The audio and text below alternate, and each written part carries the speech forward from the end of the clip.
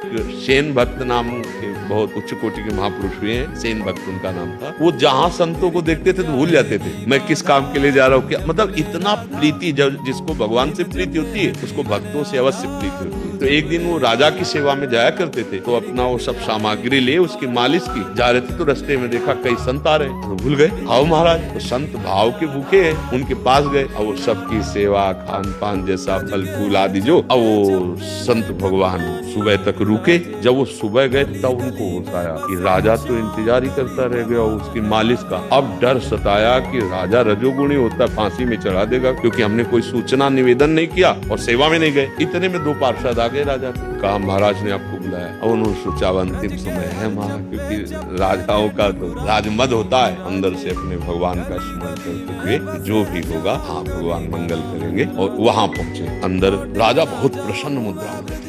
आओ सेन, कल तुमने जैसी सेवा की ऐसी मुझे जिंदगी में सुख नहीं मिला, जो चाहो मांग लो हमसे, मैं बहुत प्रसन्न हूँ। तो सोचा विनोद तो नहीं कर रहा, तो उनका सरकार कल कहाँ, बोले नहीं, बहुत सुंदर सेवा की और इतना सुंदर रूप कल तुम्हारा हमने देखा, हमने कभी नहीं देखा। अब समझ में आया कि हो सकता है हम जिन भक्तों की सेवा कर रहे थे उनके स्वामी भगवान की कोई लीला। वो सरकार थोड़ा बताने की कृपा करे, क्या रूप आपने देखा? तो बोले तेल की कटोरी सामने थी और तुम हमारी पीठ की मालिश कर रहे थे, तो जब मैं ऐसे देखता तो तुम्हारा ये रूप था, और जब तेल की कटोरी में देखता तो अरविंदाक्ष, कमल नयन, श्याम स्वरूप, ये तुमने वो कभी रूप तो अपना दिखाया ही नहीं। रो पड़े और उनका सच्ची बात है सरकार, हम कल आए ही नहीं थे, ये हमारी जगह हमारे आराध्य देव भगवान श्री कृष्ण आए। भगवान अपने भक्त के लिए एक रजोगुणी राजा की मालिश करने सेन बनकर जाते हैं।